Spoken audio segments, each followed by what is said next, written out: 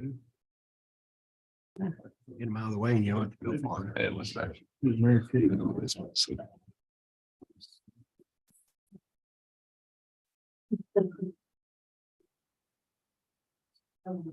Run twins here tonight.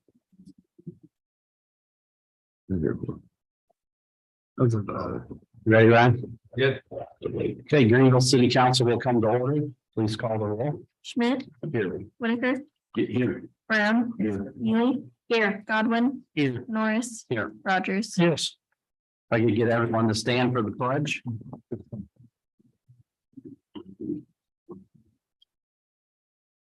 Pledge allegiance to the flag of the United States of America and to the republic for which it stands, one nation,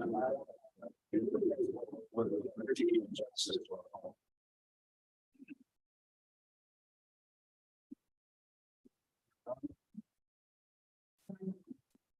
Council members, you will know about the approval of the minutes. Are there any corrections or additions? If not, they will stand approved as mailed out. Approval of the current financial report. I will take a motion to approve that. So moved by Mr. Godwin to approve the financial report that was mailed out. Any discussion on that? Schmidt, Yes. Whitaker, Yes. Brown, Yes. Ely, yes, Godwin, Yes. Norris, Yes. Rogers. Okay, moving on, approval of the agenda, we have um, uh, change on the first supplement.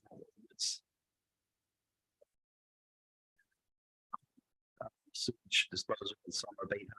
These funds are needed for safety, airflow system for the confined space. And with that, I'll take a motion to approve the agenda as amended. Moved by Mr. Whitaker to approve the agenda as amended. Any discussion? Call the roll. Schmidt, Yes. Whitaker, Yes. Brown, Yes. Ely, yes, Godwin, Yes. Norris, Yes. Rogers. Yes. Okay, public hearing, we have a couple of so we're going in order. Ryan, do we have the ASE rep available? Yes, Mary Ann Cable is on there. All right. So, Mary Ann, I'm not sure if you can hear us or not, but the floor is yours. If you could just announce your name and address and talk about this new meter system that we're putting in. I'd be happy to. My name's Mary Ann Cable. I'm with AES Ohio. I'm the Director of Corporate Communications, and I've been asked to share a little bit about our smart meter exchange. So I'm going to go ahead and share my screen. I'm sure you'll appreciate that, overseeing me on this on the screen up there. So it looks like I'm not able to share my screen. It says host disabled participant screen sharing. Try that.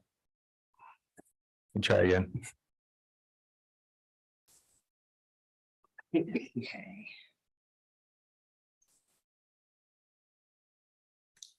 Let's see if we can get this going. Yep, we can see you. There you go. Awesome.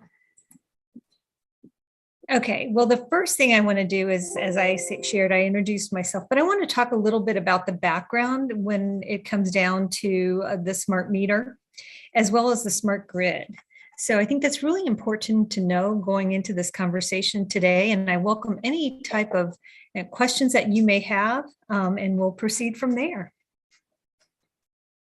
Okay, the first thing I want to note is that, and can you see my next screen? Yes. Okay, and there's subtitles on for some reason. I don't know if you're seeing those too in the room that you're in. Yes. I'm not sure. Is there a way you can turn those off unless that's comfortable for everyone?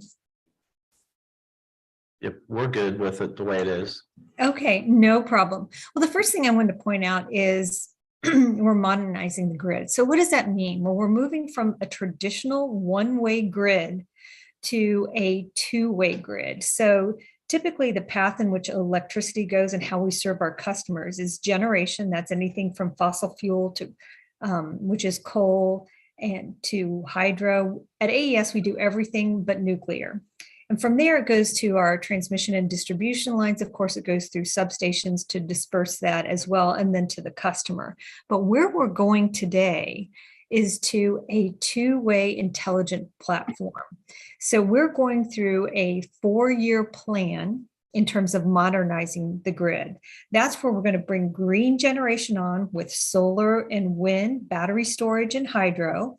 We'll also continue to have coal and other thermal power resources. We're also going to be closer to our customers. So what does that mean, being closer to the customers? This is a way where we can interact with our customers and have a dialogue. So at AES, part of what our mission is to transition to more of a digital platform. We're seeing that in other utilities within the state of Ohio, whereas you can communicate via how you want to be served. Right now, of course, we have printed bills, we have our website, we have a variety of communications, but it would be nice for customers to receive an alert on their phones or however they wish to have that, saying, let's say their power is out or when it's restored. So our next step in our digital transformation is making all those amenities and all those dialogues that we can have with our customer in the way that you want to be served. So I think it's important to lay down that platform first. So let's talk about smart grid. So 2 years ago, on June 16th, we received the order for the smart grid plan. It's a 4-year plan taking us through June 2025. So what that constitutes is several pieces of infrastructure. Number one is the advanced metering infrastructure, and that's what we're going to talk about today with the smart meters. We're also going to have distribution automation on 20% of our circuits, substation automation on 20% of our circuits, and the foundational systems that will allow that communication dialogue that I just talked about. This is phase 1. We will have a phase 2 that will extend the distribution automation and the substation automation in the years to come. So what does that mean for us as the customer? As I shared before, we will receive outage notifications. Just as important, if not more, is the improved reliability. We'll get usage alerts. So, a concern of customers today is we're all feeling is, the price of inflation, the price of our generation, which went up in June. But for customers to have that control and to be able to see their energy usage will help them not only save money, but be more efficient.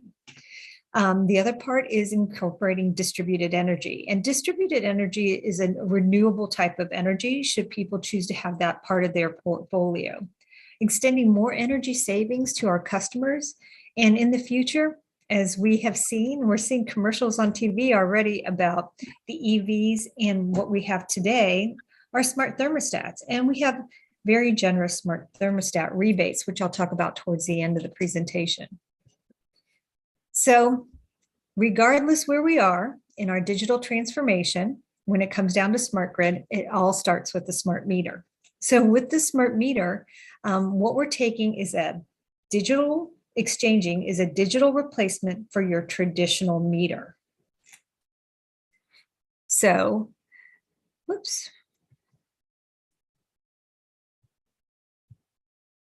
And since we started back in June of 2021, and now through December, we have exchanged 129,000 smart meters in the AES Ohio service territory. So that we have about 500,000 customers,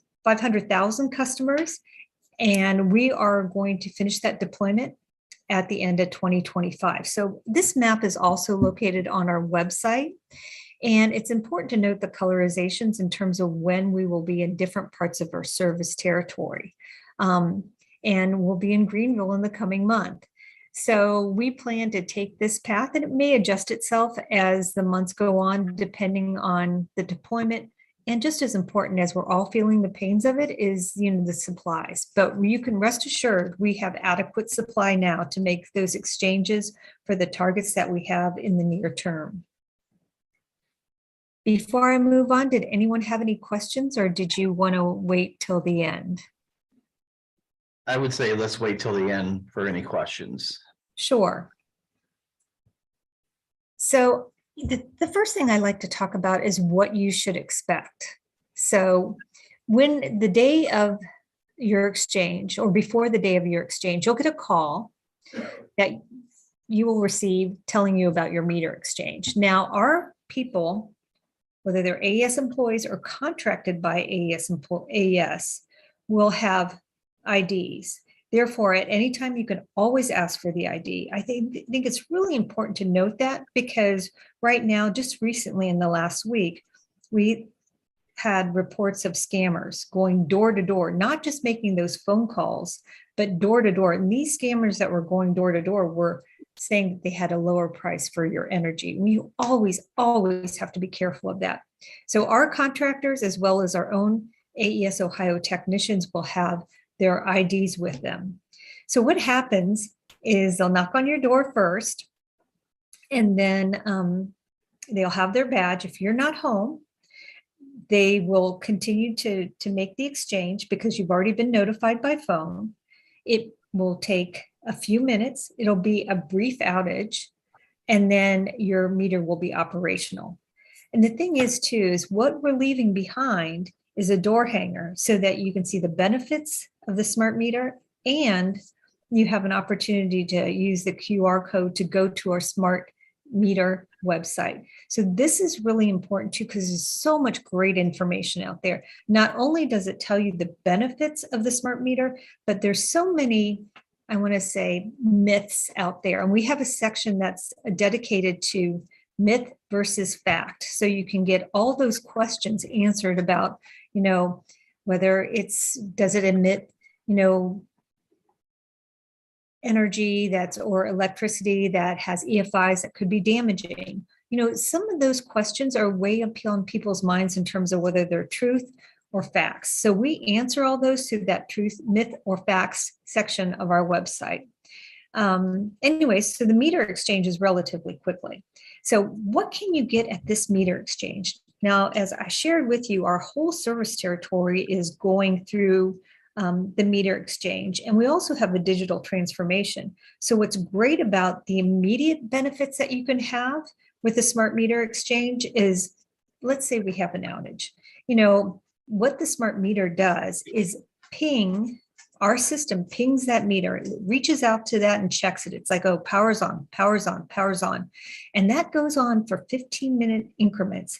And so it will know if you're out of power. So we've had some successes with the few people. Few is minimizing what 129,000 meters are, but that's just 1/4 of our service territory yet. Whereas we know that they're out of power, and therefore we can dispatch crews to those isolated outages, plus know who's on and who's off. The other thing too, which is very, very convenient, and what we find around, I would say seasonally, like during the summer months, but as people move too, or we have new people come in, or it could be any number of things, turning off and on your meters, we would have to roll a truck. So that means rolling a truck, getting it out there, going between a certain time period in order to get your power on or turned off. Now we can do all that remotely. So that's a huge benefit in terms of having your power turned on or turned off, especially in a move situation. So kind of went through these already, but as we move into the future, and that future is not that far away, you will be notified if you have an outage. It helps us restore power more efficiently.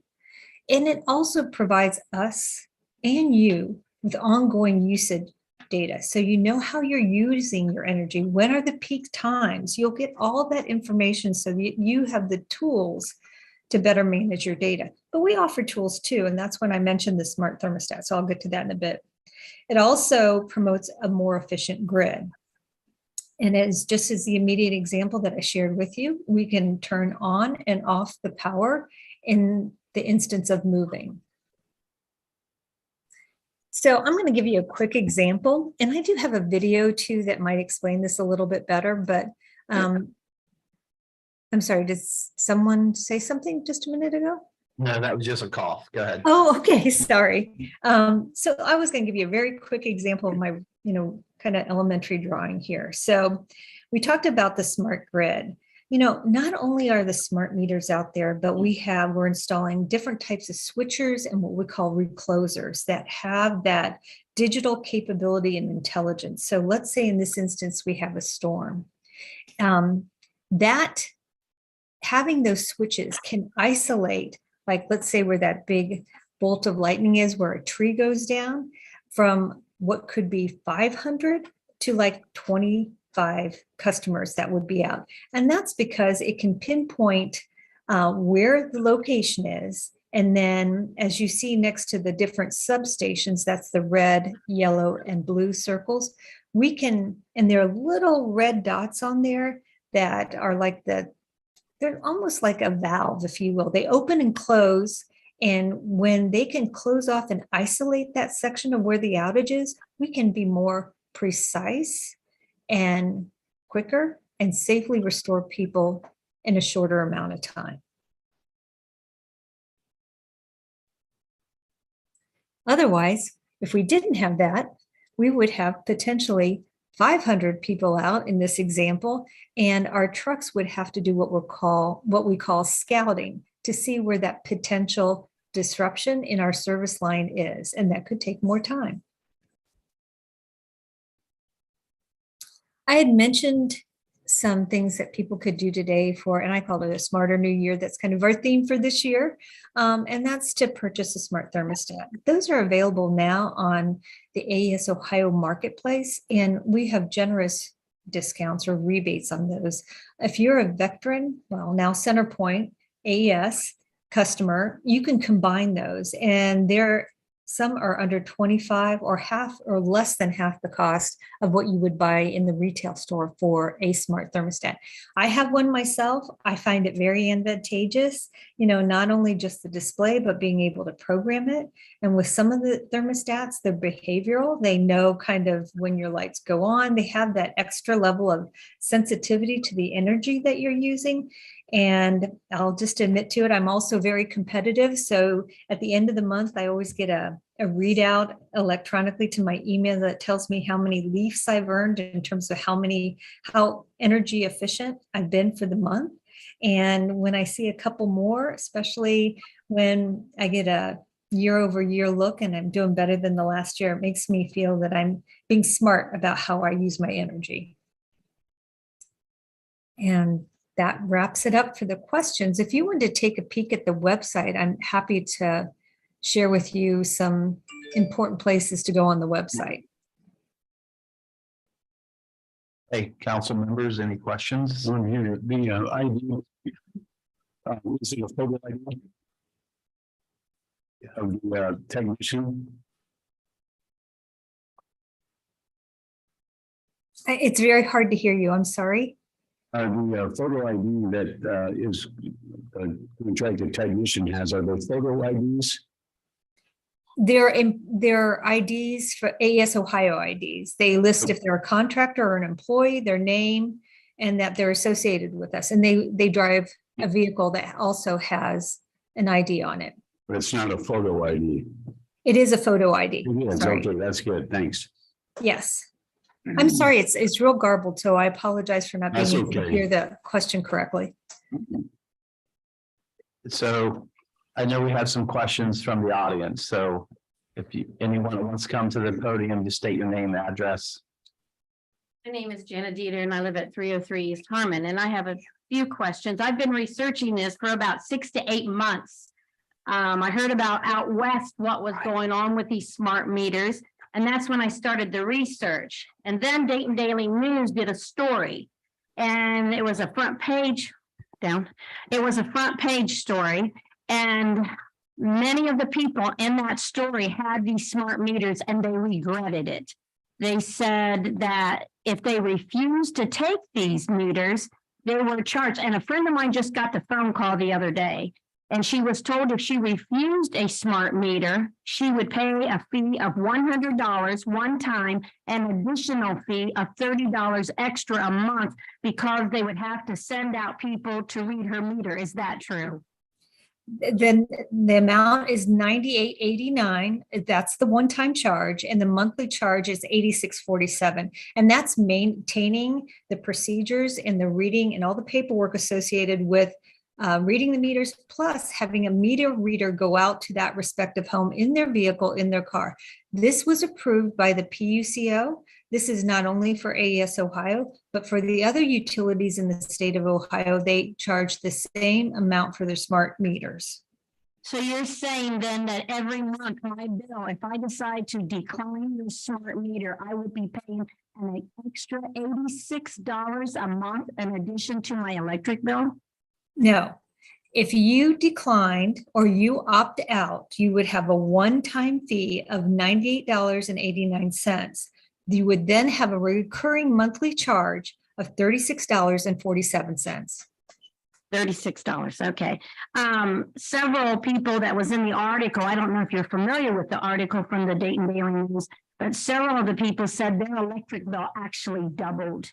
They didn't see any savings. Can you explain that one? Why would their electric bill double if it's supposed to be a smart meter and save money?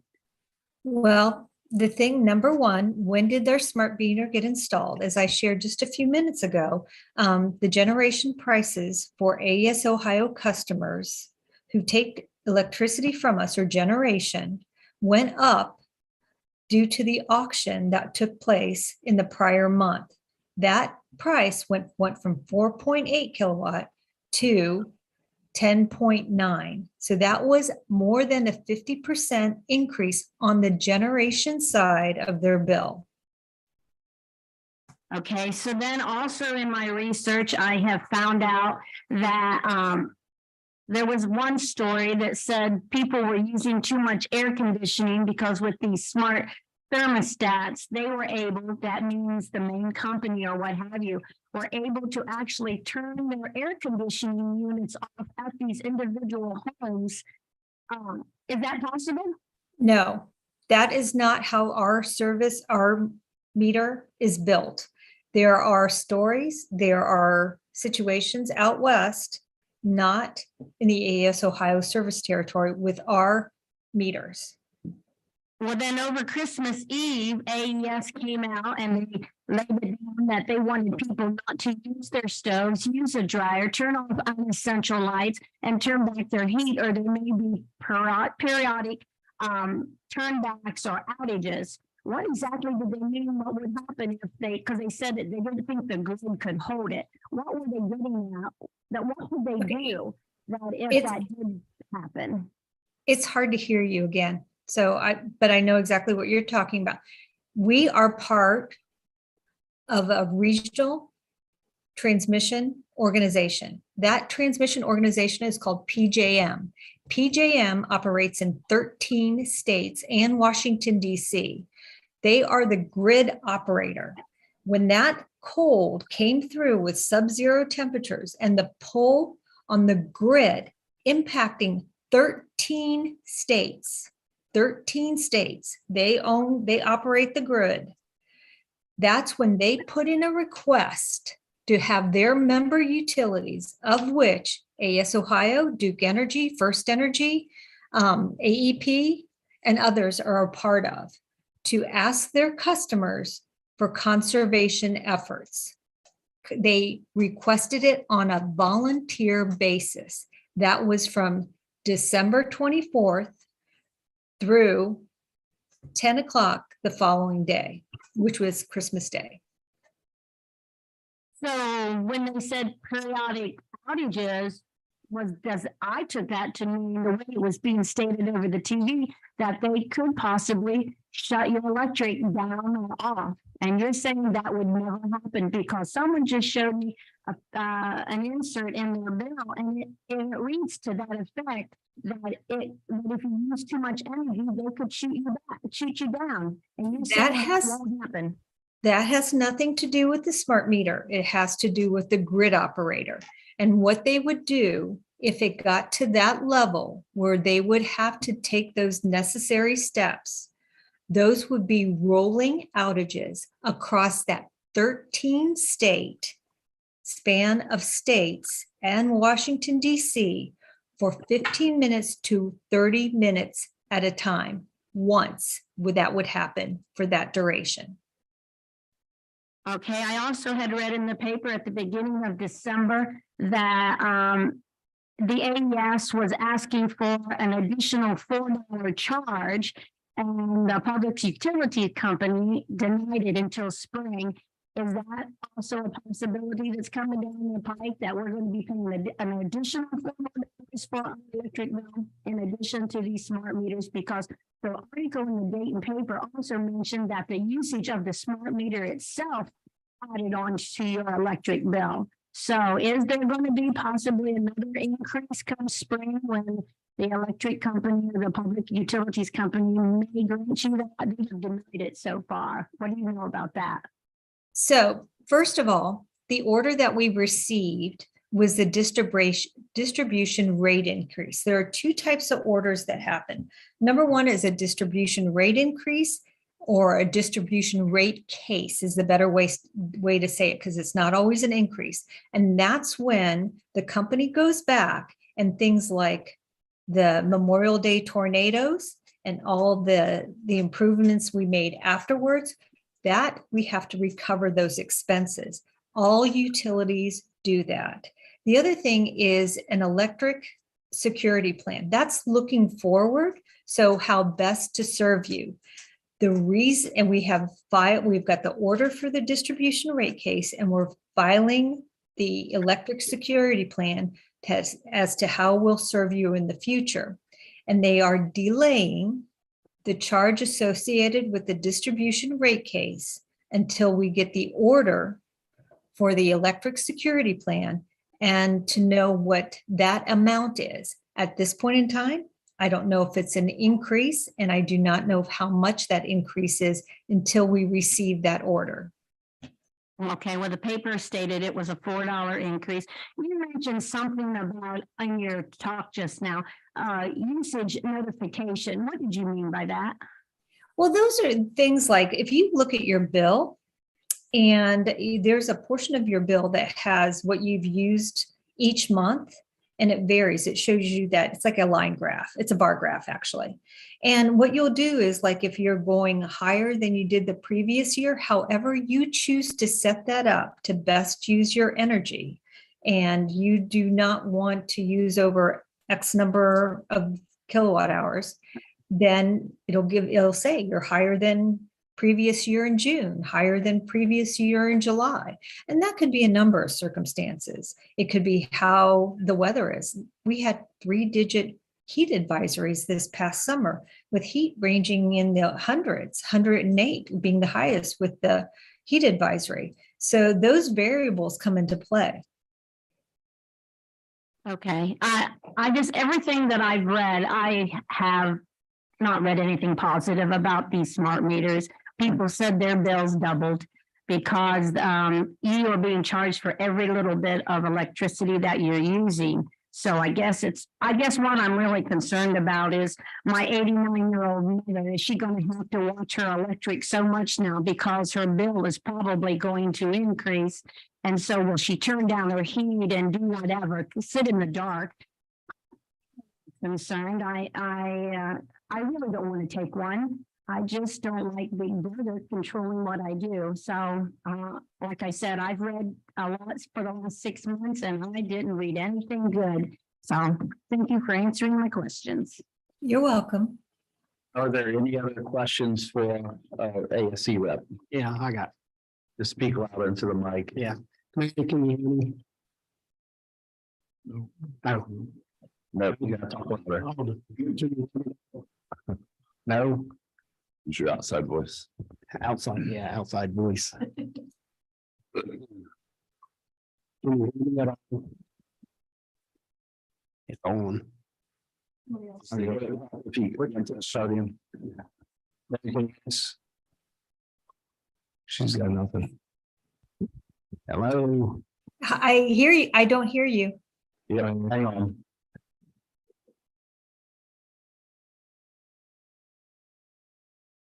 Can you hear me now? I can, but it's very garbled. I apologize. I don't gotta know get if this it's, thing. You made a comment about, they were gonna be coming to Greenville in the next few months. They've been here for about a week. And they changed the meter at one of my rental houses here the other day with no door. And I didn't talk to the guys. and I'm sorry, I didn't catch my apologies. I did not catch the question. The woman who was at the microphone before, I could catch it when she was talking into the microphone. Gosh, I gotta get. Would we just walk up to the podium and ask a question real quick? Just stand on this side, just stand on this side and talk. All right, Mary, can you hear me now? Yes, All right, a comment about AES is going to be here in the next month or so, changing meters here in the city of Greenville. yes. Well, they've been here this week doing them. It's started, well, if they had the meters available and they finished their jobs where they were before, they went ahead and moved forward, but you're getting the phone calls ahead of time before they're making the exchanges on the meter, so you know that they're coming to your homes. Yeah, and they did not leave a door hanger on the door. They And did not?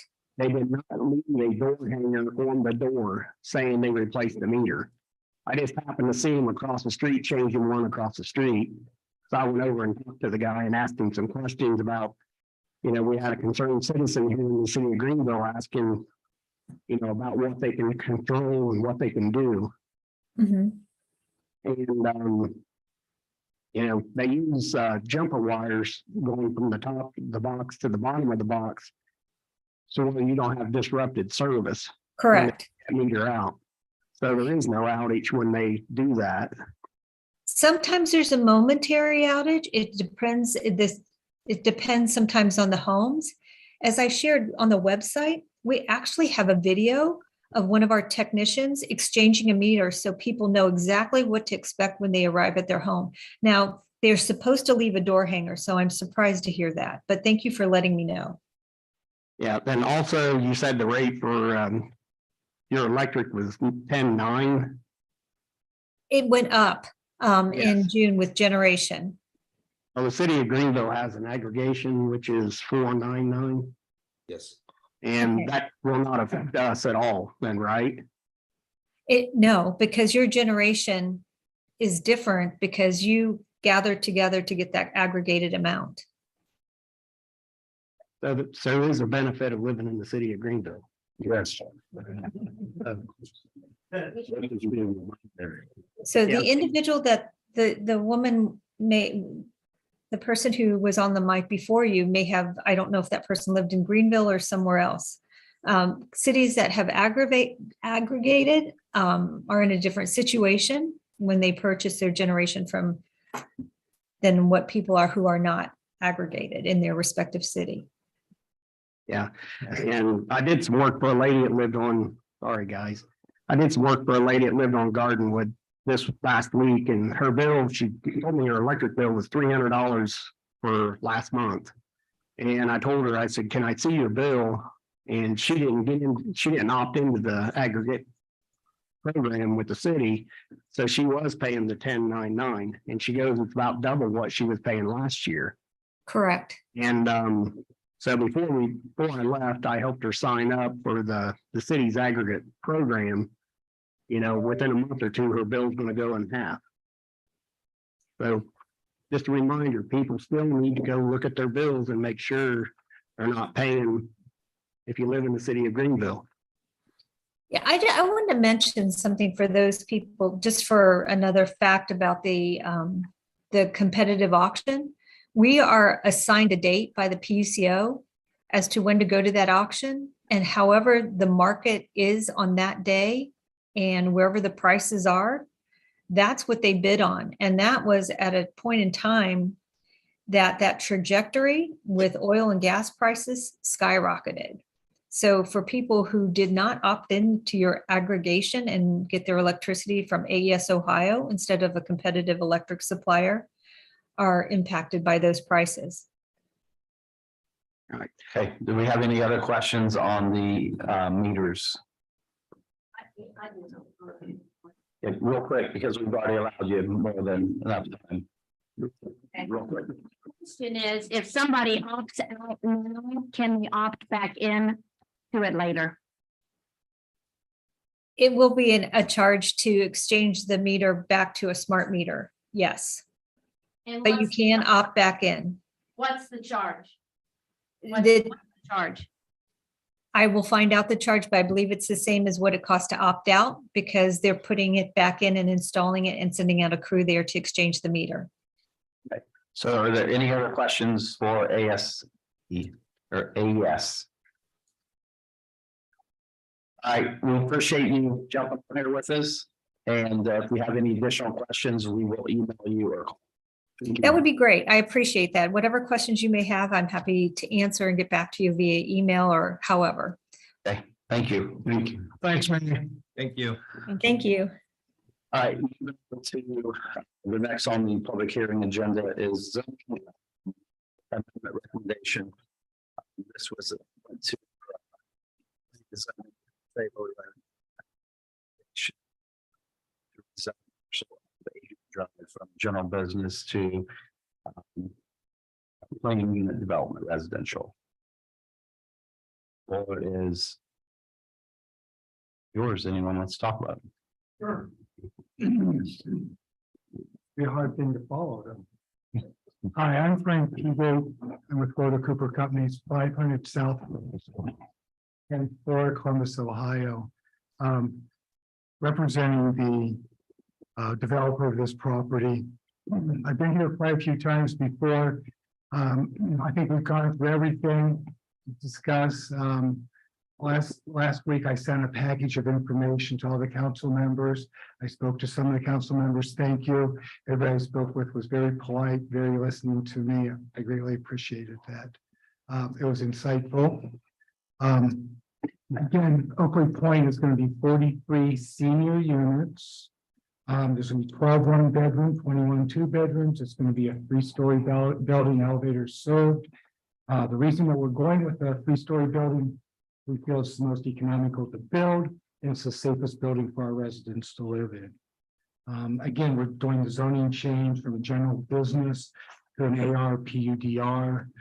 We've gone through all that as a group. We understand that process.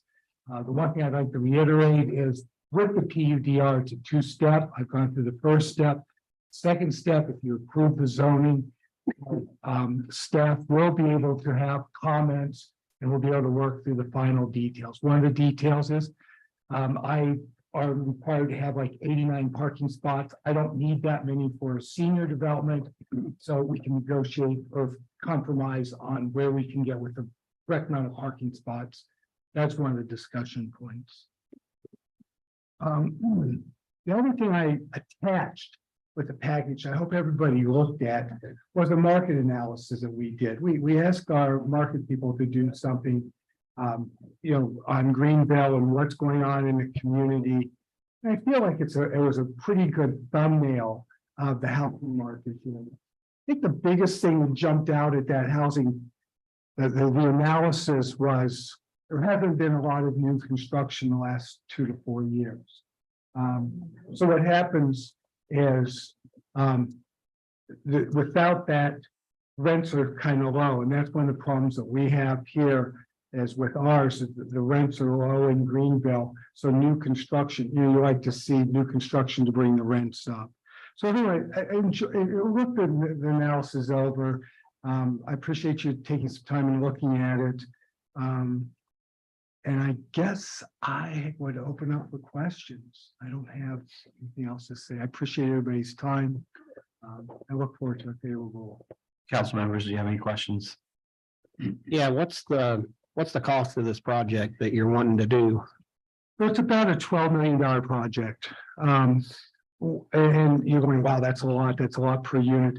But the deal is, because we have the investors, we have to go through a lot of due diligence, a lot of different things. We do complete alter survey, we do, which is more expensive, everything that we do, the environmental, and we build the LEED green standards.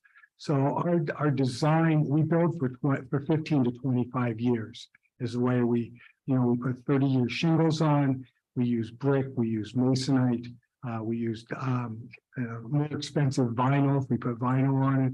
We used energy efficient windows, doors, and appliances and HVAC systems.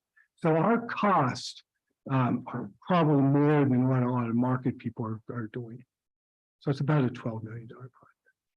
Then the people that's gonna be living there are 55 and older, Yes. right?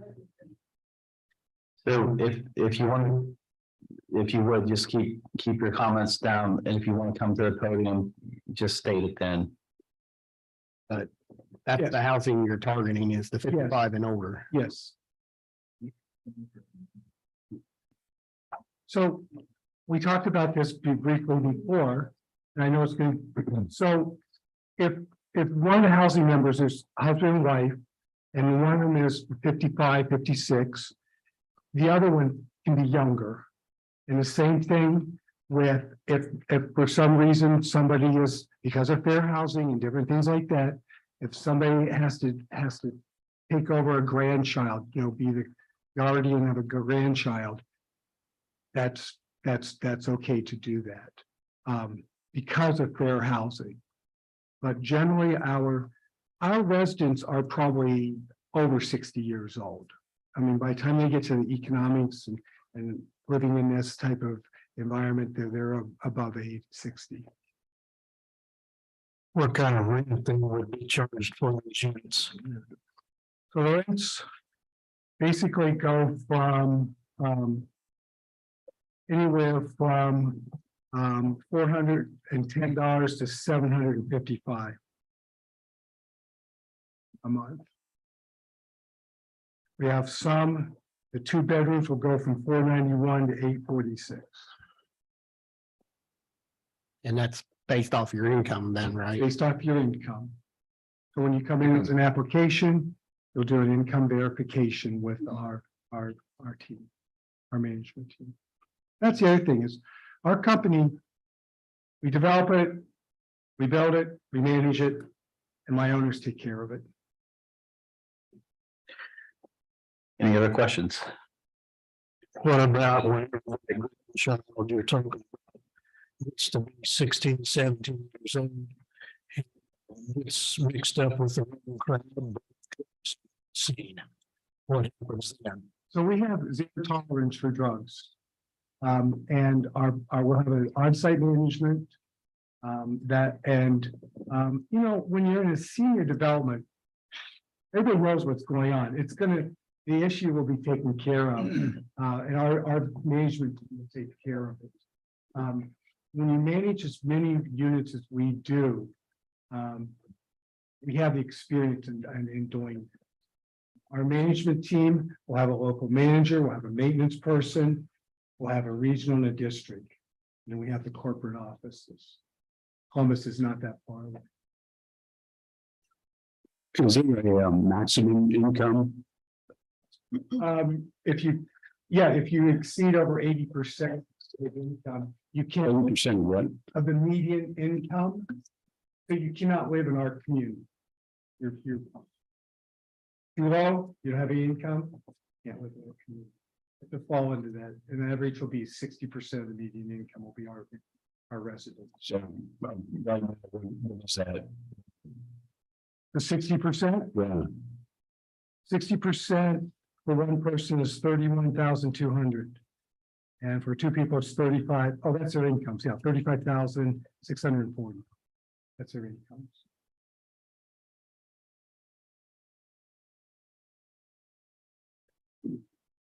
Mr. Law Director, do we need a motion to accept or to? Well, at this point, it's just the public hearing going, so I don't know if anyone else in the public has comments on this particular project. After you hear all the comments, it's the duty of council. You essentially have two options. You can agree with planning and zoning, which takes 50% of the vote. If you were to go against planning and zoning, it takes 75% of the vote. The ordinance would be put together based upon what you decide to do tonight for vote at next meeting. But it needs to be decided tonight, or can And so technically it doesn't, tonight's just the public hearing, Okay. which you have to do, and then you can vote at the next meeting. Okay, Somewhat helpful to get an idea of how to draft the ordinance, though. okay. Thank you. Anyone else would like to come before council? Please state your name, address, and your thoughts. I know we have some folks out there that would like to share.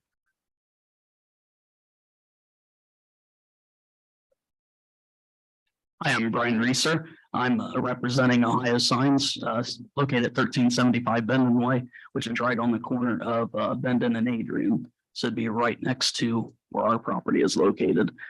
When we built a business and built a property there, put a building up, it was supposed to be a business location with other businesses surrounding us. And we're just opposed to having more residential housing, located right next to us when it's supposed to be a business plat. So that's kind of our main concern.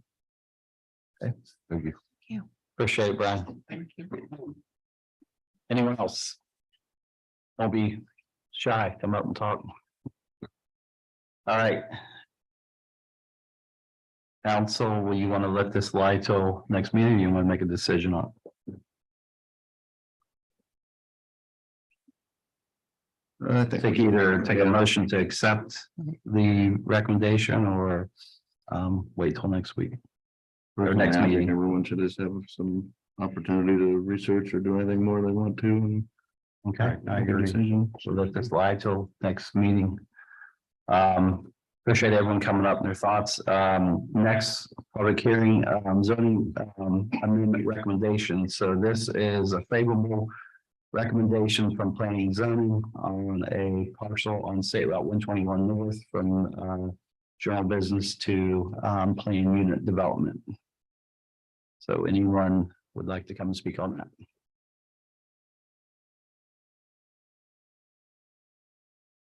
Sorry. Doc, yeah. Yeah, a little bit. My name is Todd Valentine. I'm with Frontier Community Services. We're a nonprofit out of Chillicothe, Ohio. Address is 12125 Pleasant Valley Road, Chillicothe, Ohio 45601.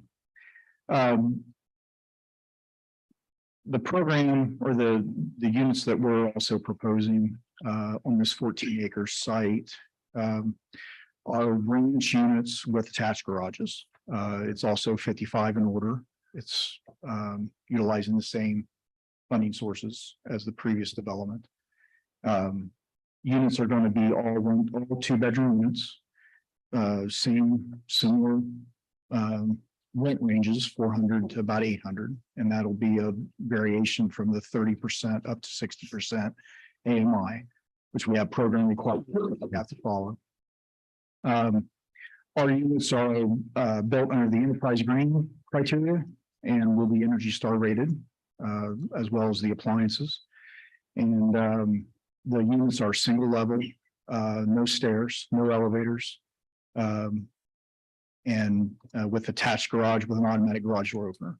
So residents will be able to pull up to their unit, push a button, pull in, close the door, and safely enter their unit to unload groceries or whatever they might have to bring into the unit. We've been working with engineering staff. This site is 14 acres. There's a large regional detention pond located on the, I guess it'd be the northwest side of the property. We're up against the city facilities as well. The city has on KitchenAid Way. We're on State Route 121. We've been diligently looking at the stormwater situation. There are several stormwater pipes that come out of the detention ponds and lead across the property and across 121 to the, I guess to be the east. So there's the way, and I've included a site plan in the packets that I've provided. If you want to take time to take a look at that. So we've bifurcated the site in two different sections. We anticipate that the drainage swale and those other storm detention pipes which have easements will need to be maintained and preserved. So we're very conscious about our stormwater impact. So we'll be working with our engineer and the city if allowed to proceed to come up with those EPA guidelines on the stormwater. There's been also some discussions with ODOT on what we'll have to do to make sure that our entrances, which we're showing two right now, just because of the way the site is laid out, and with the stormwater, with the overflow for those ponds that we intend to maintain, not only for the city but for the community's benefit. We're also held to all the 25-year material standards with the vinyl, those 30-year shingles, brick, stone, and then all asphalt. All the streets will be private, maintained by the property. We also have a third-party management company that will professionally manage not only the lease process, the compliance process, and the oversight of the maintenance and general upkeep of apartments. Within the packet that I provided, there's also some photographs of our projects that we have across the state. We have projects all the way from Portsmouth up to Hancock County, Allen County. We have a project there, Delta Senior, 40 unit or 32 units, does very well. It's about 10 or 12 years old. It's getting older, but the management company there does a really good job of managing those. And that's the same type of product we'd like to bring to Greenville.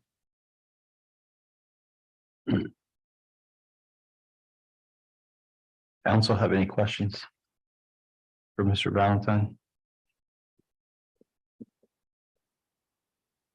Basically a run to the nursing home out there.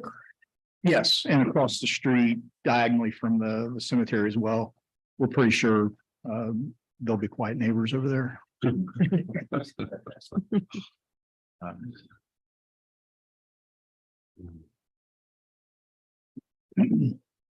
Our traffic patterns, when we do projects like this, when we end up on larger thoroughfares, kind of like 121 is, working with ODOT or the local municipality to do a traffic study is something that will be part of that.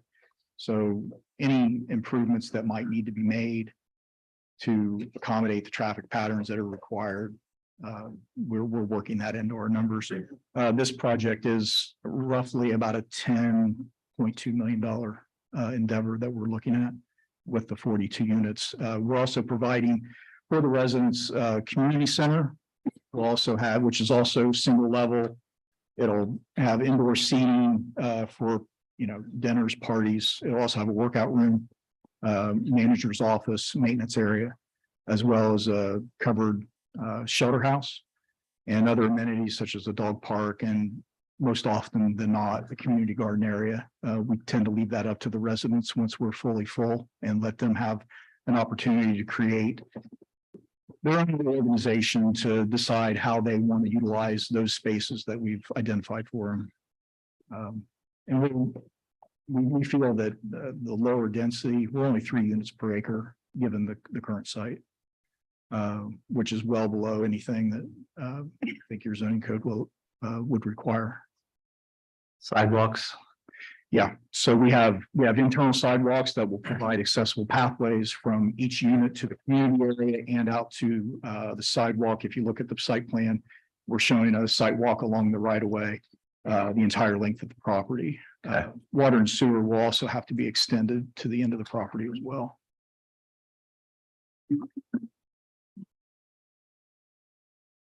Council's wish. So a sidewalk there by the nursing home now on 121? Yes. Yeah, it goes all the way out. We'll be picking it up from where it ends on their property, on the joining property line, taking it to the next most farther north property line that we would have. Is this also a 55? Yes, 55 years old, same income limits, so 31,200 for a single and 35,640 for a 2-person household. And the same, talking about the minors. Yeah, it's a possibility, but we have found it's been rare in most of our portfolio. And the last time I even asked our management companies if they had anybody in that situation, they said they did not. But we typically don't see that. Our leases are very comprehensive. Within the packet, I've also provided a copy of our supportive service plan, as Frontier would be the owner. We're also the service provider or coordinator for the project. So we're working with local area nonprofits and organizations that provide services to the residents of Greenville, to help them, whether it's Meals on Wheels, housekeeping, or any other such amenities that might be available to those who qualify. So, and then also in that packet, I have a copy. Because our deadline is February 9th, to be able to submit for the housing tax credits that were used to fund the project. We've been doing some legwork. So we do so far at this point have a support letter from the Area on Aging Agency on Aging. That's also included in the front of that packet. And these are all 2-bedroom units? Yes, 100% 2-bedroom units. Thank you. So most residents we find, they really like those if they're downsizing from a home, because then they have that second bedroom, whether they want to use it as a hobby room or a spare bedroom, because we do allow our family to stay occasionally on a limited basis, meaning overnight grandkids, things like that. We want the residents to call this home. And but obviously any lease violations, there's time limits and all that. We monitor that closely. Thank you. Yes, you're welcome. They would also be easy access for wheelchairs, et cetera. Yeah, so 15% of our units are set up for handicap accessibility. So they'll have roll-in showers. And the kitchen countertops and cabinets are all set up for wheelchairs and grab bars around the toilet areas and things of that nature. So we'll have that flexibility. Also, every unit is also designed to be adaptable. So if we have, say we have 15 handicap units all full up and somebody needs, handicap elements that, specific to their needs, we don't have to change walls or doorways. All we have to do is maybe modify put some grab bars in or change some cabinets or things of that nature. What would be the cost to anyone to do that, make it more accessible to handicap? Well, under the reasonable accommodation standards, the project works to use local resources if available. If not, then we typically make those accommodations either free to the tenant or a minimal cost.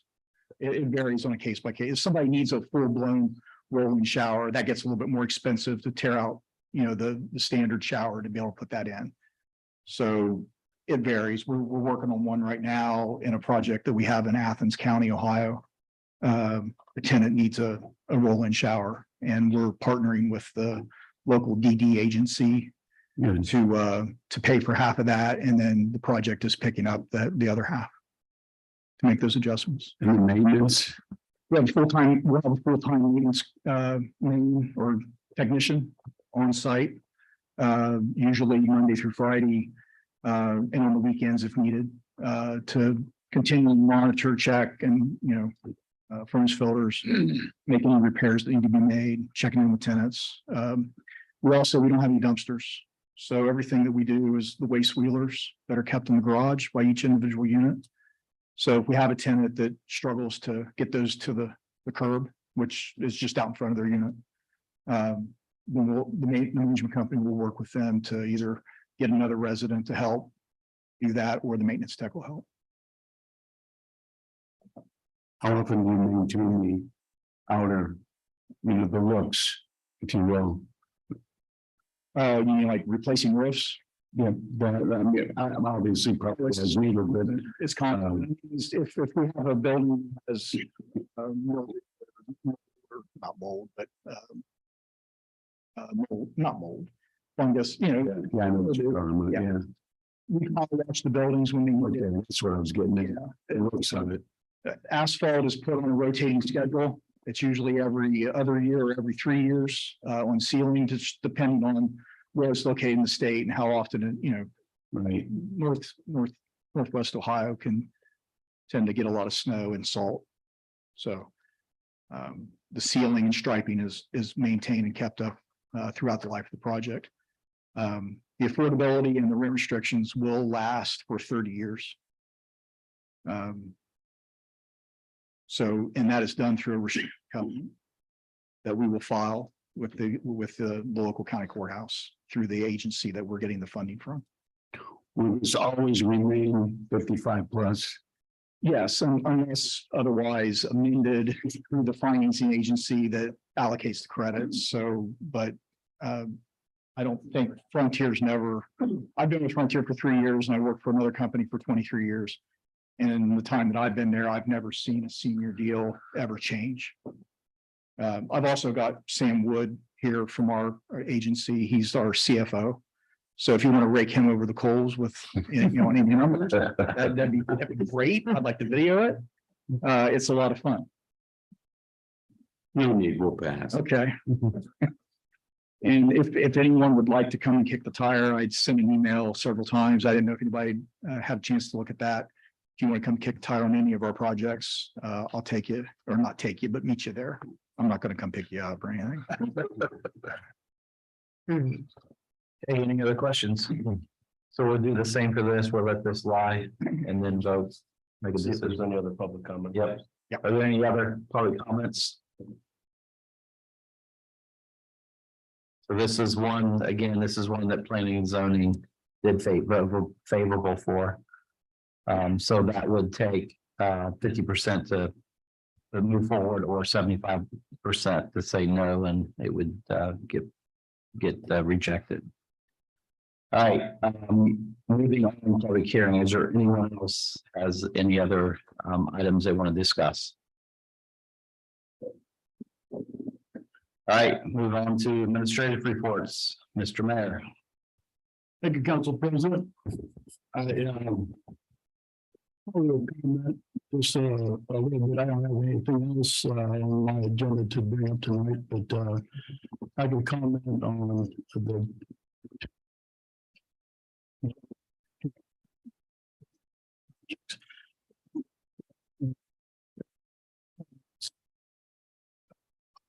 sure. It's favorable.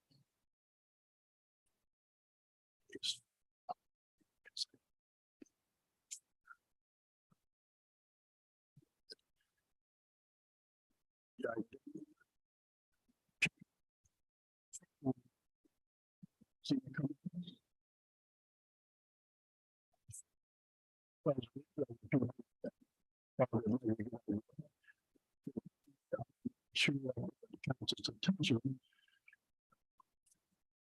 So this is the first across.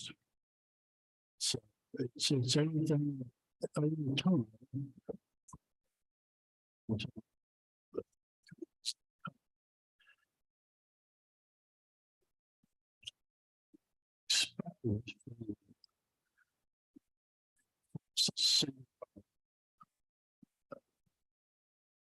Sidewalks,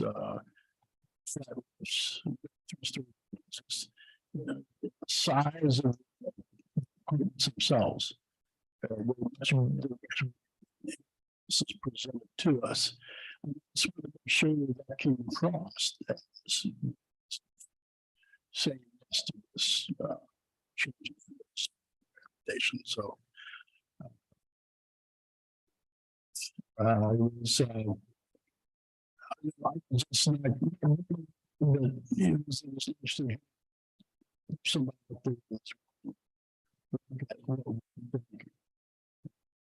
so just to tell you that much of it. So that's I'm sure that's why.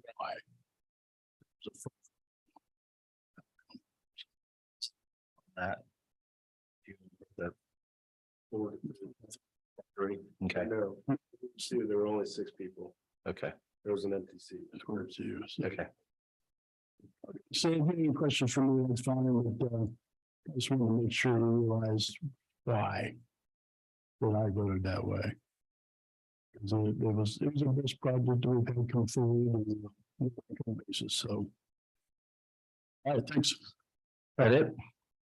You'll pass them? Okay, thank you, Mr. Mayor. Safety Service Director, Mr. Dell. Thank you, Mr. President. I will be happy to answer any questions, but I'm going to pass. Wow. Right? Hey, I do have a question. Ron, and I asked Ryan a question. Sure. Or we pass. They're doing lead lines again.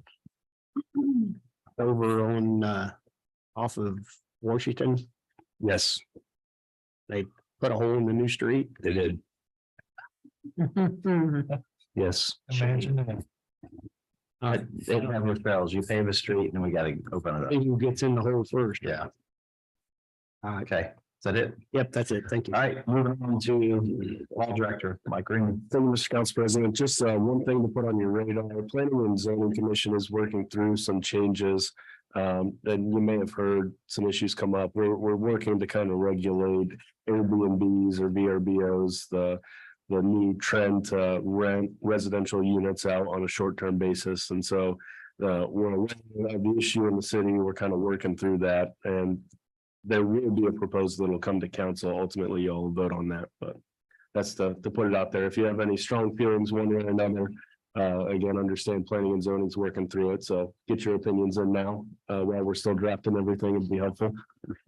With that, I'll take any questions anyone has. Can you tell us approximately how many are being considered or how many, how? So there are currently, I think, 6 operating in the city, 1 in conformity with local zoning regulations, and 5 that have some issues that need to be addressed. Thank you. Appreciate that. Thank you, Mr. Law Director. Acting City Auditor, Deputy City Auditor. That's good. Thank you, Mr. President. I will pass this evening. Thank you. Ms. Davis. All right, committee reports, we have none, correct? Moving on to ordinance and resolutions. First, we have a supplemental ordinance. An ordinance to make additional appropriations for current expenses and other expenditures of the city of Greenville, state of Ohio during the fiscal year ending December 31st, 2023. The supplemental ordinance allows for appropriations in the general fund, sewage disposal fund, public transportation fund, and CIP fund in the sum as follows.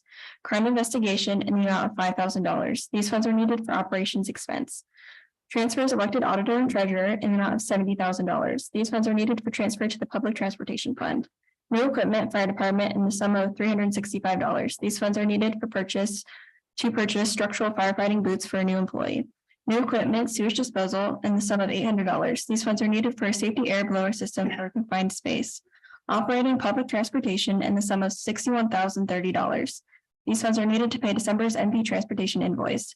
General government, new equipment in the sum of $25,000. These funds are needed for police department and municipal building security. Make a motion to suspend the rules on this ordinance and read it by title only, second and third time.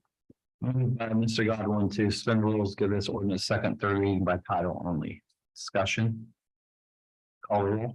Schmidt, Yes. Whitaker, Yes. Brown, Yes. Ely, Yes, Godwin, Yes. Norris, Yes. Rogers. Yes. An ordinance to make additional appropriations for current expenses and other expenditures of the city of Greenville, state of Ohio during the fiscal year ending December 31st, 2023. An ordinance to make additional appropriations for current expenses and other expenditures of the city of Greenville, state of Ohio during the fiscal year ending December 31st, 2023. Mr. Rogers to adopt the ordinance. Discussion. Call the roll. Schmidt, Yes. Whitaker, Yes. Brown, Yes. Ely, yes, Godwin, Yes. Norris. Yes. Rogers. Yes. Okay, moving on to number 2, it's ordinance, the waive the residential requirements for safety service director, and this has an emergency clause. An ordinance waiving the residency requirement of the safety service director and declaring an emergency. This ordinance waives the safety service director residency requirement per ORC 737.01 to allow the safety service director to reside no more than 20 miles from the city limits. This ordinance has an emergency clause. Move to suspend. Second, third reading by title only. Moved by Mr. Rogers to suspend rules, give this ordinance second, third reading by title only. Discussion. Call the roll. Schmidt, Yes. Whitaker, Yes. Brown, Yes. Ely, yes, Godwin, Yes. Norris, Yes. Rogers. Yes.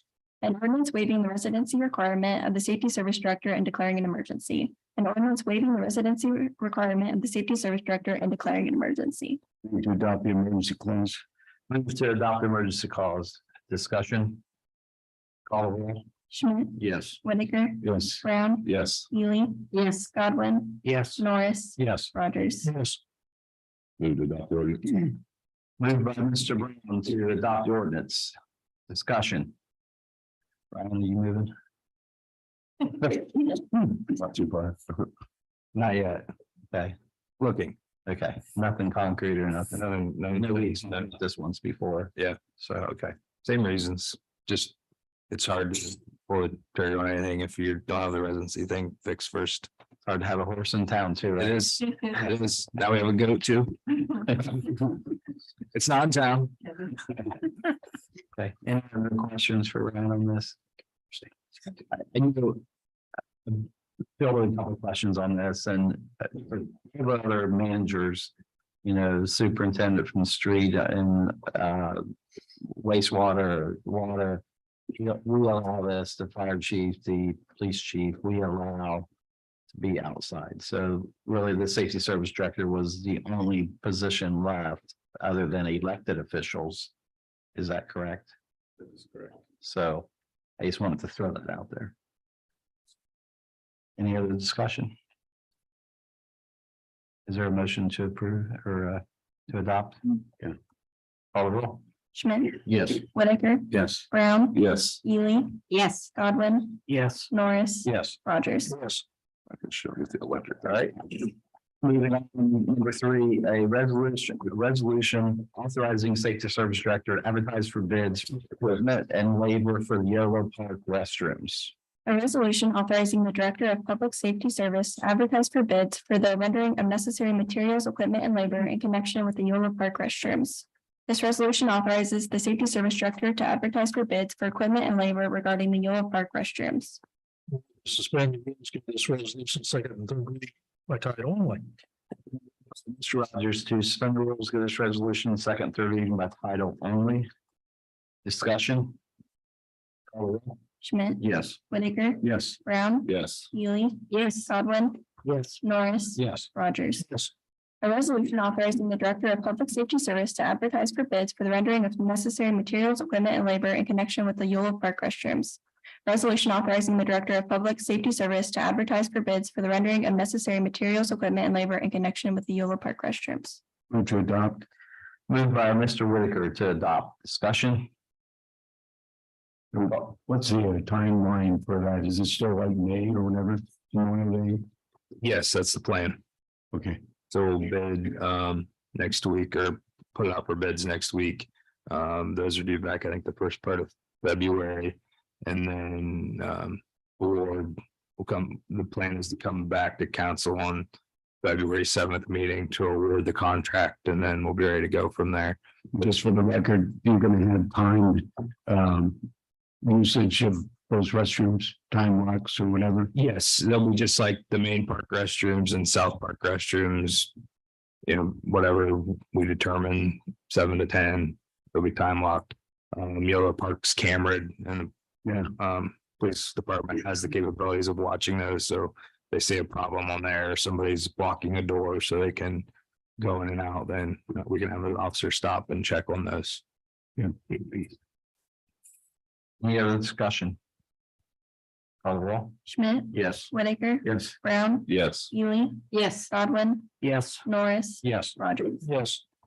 Okay, moving on to number 4, a resolution authorizing management. Thank you for with the Greenville Firefighters Association ISF emergency. A resolution to approve a memorandum of understanding with Greenville Professional Firefighters Association, IAF, and declaring an emergency. This resolution approves an MOU with the Greenville Professional Firefighters Association, IAF. And this resolution has an emergency clause. Make a motion to suspend the rules on this resolution and read it by title only, second and third time.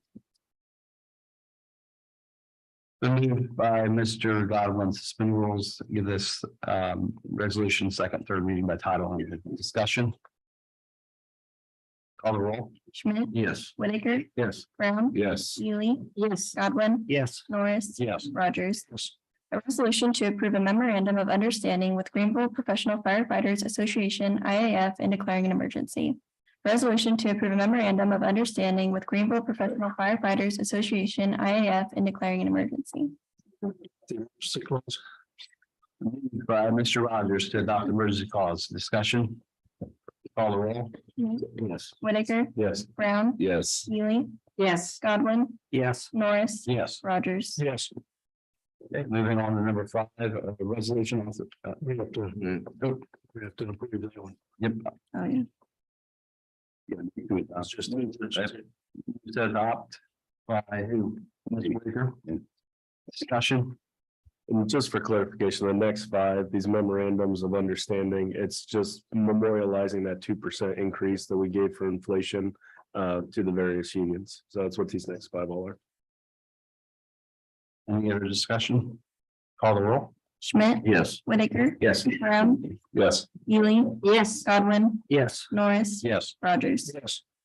Okay, moving on to number 5, resolution approving memorandum of understanding with the Greenville Patrol Officers Association, and it has an emergency clause too. A resolution to approve a memorandum of understanding with Greenville Patrol Officers Association, FOP, Ohio Labor Council Incorporated, and declaring an emergency. This resolution approves an MOU with the Greenville Patrol Officers Association, FOP, Ohio Labor Council. This resolution has an emergency clause. Second, third, by title only. Moved by Mr. Rogers to suspend rules, give this resolution second, third reading by title only. Call the roll. Schmidt, Yes. Whitaker, Yes. Brown, Yes. Ely, Yes. Godwin, Yes. Norris, Yes. Rogers. Yes. A resolution to approve a memorandum of understanding with Greenville Patrol Officers Association, FOP Ohio Labor Council, Inc., and declaring an emergency. A resolution to approve a memorandum of understanding with Greenville Patrol Officers Association, FOP Ohio Labor Council, Inc., and declaring an emergency. Emergency clause, moved by Mr. Whitaker to adopt emergency clause. Discussion. Call the roll. Schmidt, Yes. Whitaker, Yes. Brown, Yes. Ely, Yes. Godwin, Wrong for my throat. Norris, Yes. Rogers. Mr. Brown to adopt. Discussion. Call the roll. Schmidt, Yes. Whitaker, Yes. Brown, Yes. Ely, Yes. Godwin, Yes. Norris, Yes. Rogers. Yes. Okay, moving on to number 6, a resolution approving the memorandum of understanding with the International Union of Operations Engineer. This has emergency calls also. A resolution to approve a memorandum of understanding with International Union of Operating Engineers Local 20 and declaring an emergency.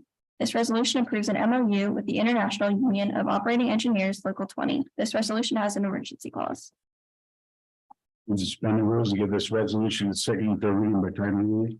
Moved by Mr. Whitaker to suspend the rules, give this resolution second, third reading by title only. Discussion. Call the roll. Schmidt, Yes. Whitaker, Yes. Brown, Yes. Ely, Yes. Godwin, Yes. Norris, Yes. Rogers. Yes. A resolution to approve a memorandum of understanding with International Union of Operating Engineers Local 20 and declaring an emergency. A resolution to approve a memorandum of understanding with International Union of Operating Engineers Local 20 and declaring an emergency.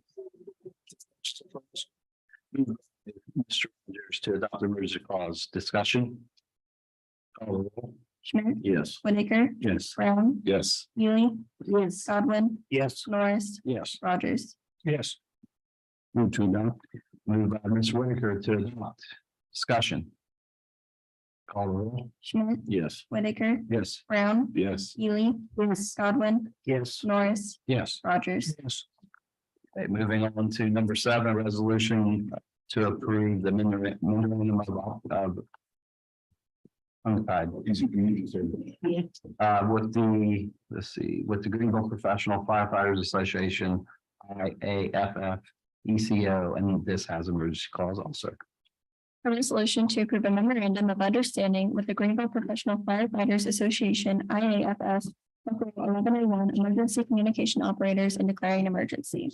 This resolution approves an MOU with the Greenville Professional Firefighters Association, IAFF Local 1101 emergency communication operators. This resolution has an emergency clause. Make a motion to suspend the rules on this resolution and read it by title only, second and third time. Moved by Mr. Godwin to suspend the rules, give this resolution second and third reading by title only. Discussion. Call the roll. Schmidt, Yes. Whitaker, Yes. Brown, Yes. Ely, yes, Godwin, Yes. Norris, Yes. Rogers. Yes. A resolution to approve a memorandum of understanding with the Greenville Professional Firefighters Association, IAFF, Local 1101 emergency communication operators and declaring an emergency. A resolution to approve a memorandum of understanding with the Greenville Professional Firefighters Association, IAFF, Local 1101 emergency communication operators and declaring an emergency. Mr. Rogers to adopt emergency clause. Discussion. Call the roll. Schmidt, Yes. Whitaker, Yes. Brown, Yes. Ely, yes, Godwin, Yes. Norris, Yes. Rogers. Yes. Moved by Mr. Rogers to adopt resolution. Discussion. Call the roll. Schmidt, Yes. Whitaker, Yes. Brown, Yes. Ely, yes, Godwin, Yes. Norris, Yes. Rogers. Yes. Moving on to number 8, resolution to approve a memorandum of understanding with the Greenville associates, and this has emergency clause.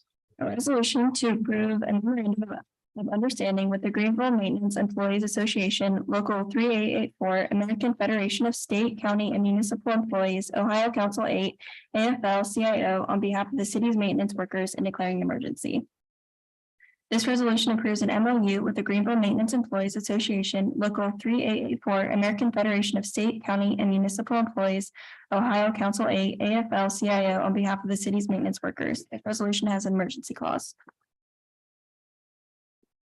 Suspend this resolution second, and third reading. Okay.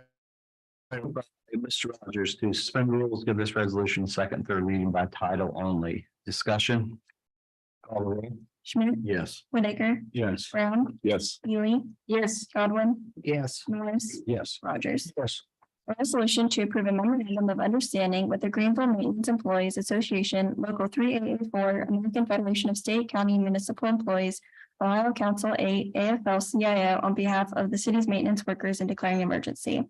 A resolution to approve a memorandum of understanding with the Greenville Maintenance Employees Association, Local 3884, American Federation of State, County, and Municipal Employees, Ohio Council 8, AFL-CIO, on behalf of the city's maintenance workers and declaring an emergency. Move to adopt the emergency clause. Moved by Mr. Whitaker to adopt emergency clause. Discussion. Call the roll. Schmidt, Yes. Whitaker, Yes. Brown, Yes. Ely, yes, Godwin, Yes. Norris, Yes. Rogers. Yes. Move to adopt. Moved by Mr. Brown to adopt. Discussion. Call the roll. Schmidt, Yes. Whitaker, Yes. Brown, Yes. Ely, yes, Godwin, Yes. Norris, Yes. Rogers. Yes. Okay. Moving on to number 9, a resolution authorizing the safety service director to enter into a contract amendment with Air Products and Chemicals, Inc. A resolution authorizing the safety service director to enter into contract amendment with Air Products and Chemicals, Inc. for the supply of CO2. This resolution authorizes the safety service director to enter into contract with Air Products and Chemicals, Inc. for the supply of CO2. Make a motion to suspend the rules on this resolution and read it by title only, second and third time. Moved by Mr. Godwin to suspend the rules, give this resolution second, and third reading by title only. Discussion. Call the roll. Schmidt, Yes. Whitaker, Yes. Brown, Yes. Ely, yes, Godwin, Yes. Norris, Yes. Rogers. Yes. A resolution authorizing the safety service director to enter into a contract amendment with Air Products and Chemicals, Inc. for the supply of CO2. A resolution authorizing the safety service director to enter into a contract amendment with Air Products and Chemicals, Inc. for the supply of CO2. Mr. Rogers to adopt a resolution. Discussion. Call the roll. Schmidt, Yes. Whitaker, Yes. Brown, Yes. Ely, yes, Godwin, Yes. Norris, Yes. Rogers. Yes. All right, that completes resolutions and ordinance resolutions. Moving on to new business, we have none. Old business, we have none.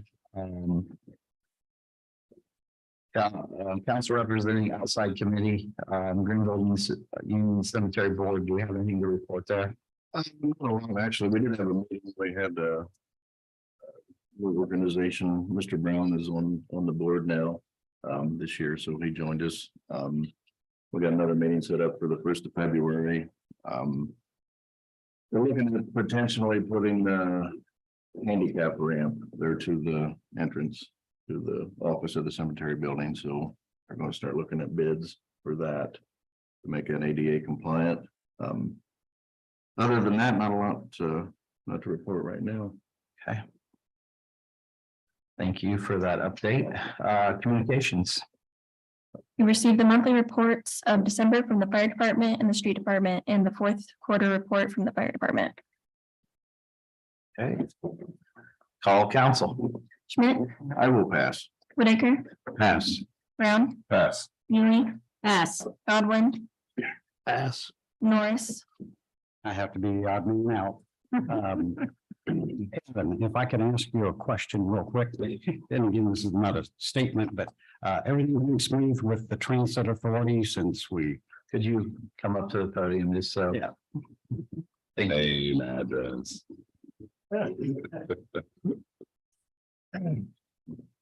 Yes, so everything is going smooth. Actually, ODOT came and visited last week and just reviewed all of our files kind of and went over all of our procedures, and they were very happy with what they saw. So Great, great. everything's going good.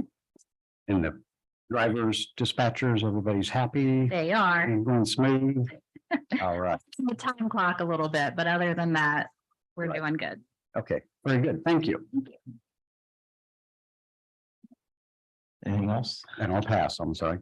Rogers, Yeah, I'm glad to see everybody that came up this evening and to talk about different issues and so forth, and hopefully can some issues that was questions we had, and so hopefully we helped everybody out. And, the call told him to opt out, and the reason I said opt out was the fact that I wanted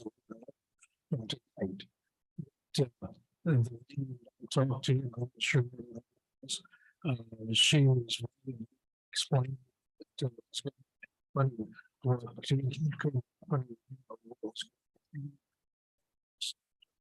the smart meters, and so she was explaining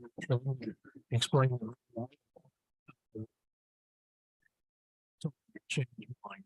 So hopefully it's not a mistake, but so anyway, it's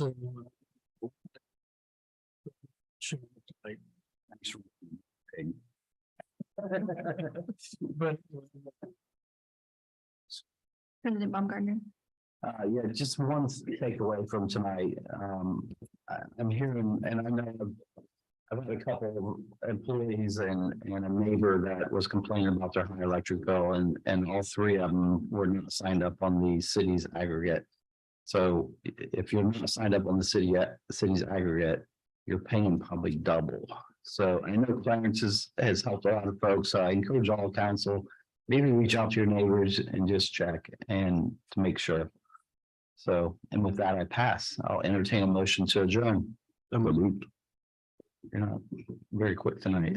Motion by Mr. Brown to adjourn. I usually get it from you. Schmidt. Yes. Whitaker, Yes. Brown, Yes. Neely, Yes. Godwin, Yes. Norris, Yes. Rogers. yes. Good evening, everyone.